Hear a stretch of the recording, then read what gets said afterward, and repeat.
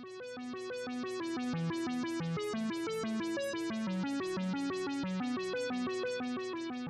สร้างสรรค์วันนี้คุณครูจะให้เด็กๆทำก้อนเมฆแล้วก็มีฝนตกลงมานะคะ อุปกรณ์ในวันนี้นะคะก็จะมีกระดาษแข็งแล้วก็อะไรคะสำลี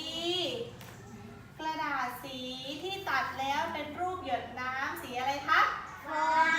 สีฟ้าแล้วก็มีอะไรเอ่ย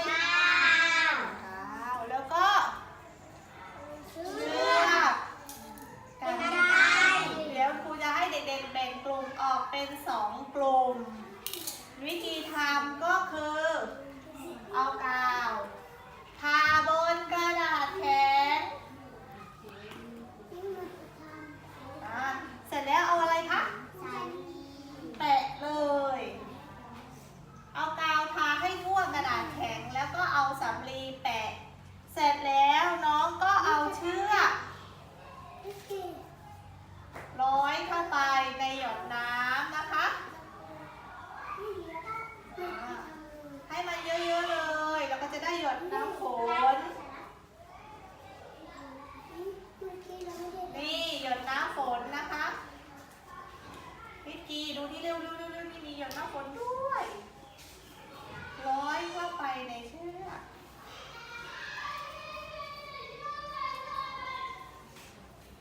ทั้งหมด5 หยดเอานับด้วย1 2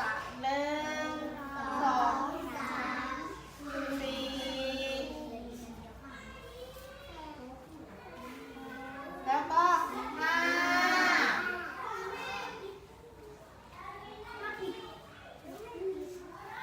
เมื่อเสร็จแล้ว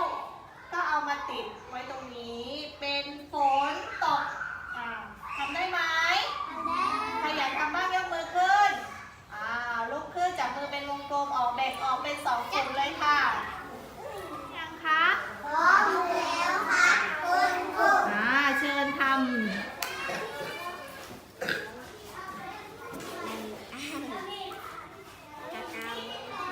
ใครแบ่งหน้าที่กันเลย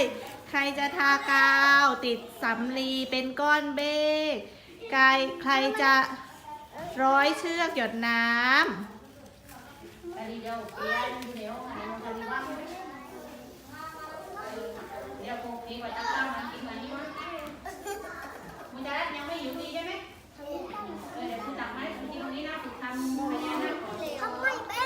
ติดเลยค่ะ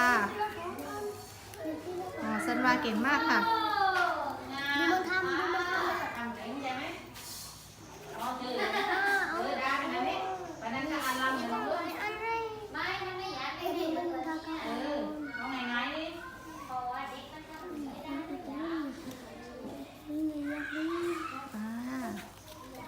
เก่งมากตัดนิมสันวาเก่งมากค่ะอย่าลืมนับด้วยนะคะหยดน้ำกี่หยดคะกี่หยดนะ5 หยดนับด้วยนะคะหยดน้ำสีอะไรเอ่ยสีฟ้า5 หยด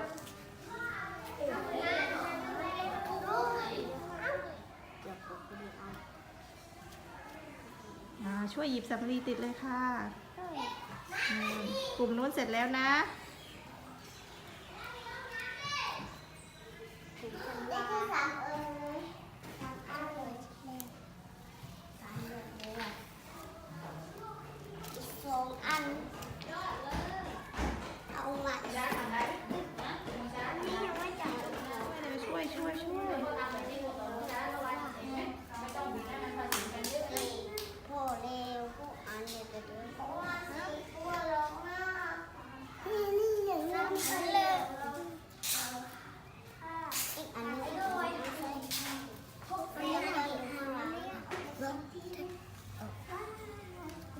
ผูกสิลูกลองผูกเก่งมากเรียบร้อยอีกอันค่ะผูกเลยนั่นเลยค่ะ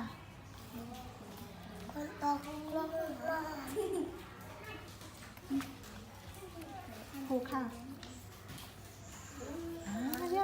สวยจัดเก็บอุปกรณ์ได้เลยค่ะเสร็จแล้ว ตก เอาอุปกรณ์ไปจัดเก็บในมุมศิลปะนะคะ ถ้าเสร็จเรียบร้อยแล้วนะคะ